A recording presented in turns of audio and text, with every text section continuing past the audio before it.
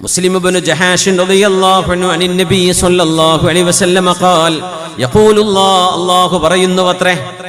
യബ്ന ആദം ആദമിന്റെ മോനെ മനുഷ്യനെ അന്നാ തുഅ്ജിസുനി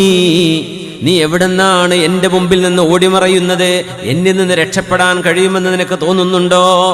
വഖദ് ഖലഖതുക മിൻ മിഥ്ലി ഹാദാ ഇത്രയും നിസ്സാരമായ ഒരു ജലകണികയിൽ നിന്നല്ലയോ അല്ലാഹുവായ ഞാൻ നിന്നെ പടച്ചിരിക്കുന്നത്.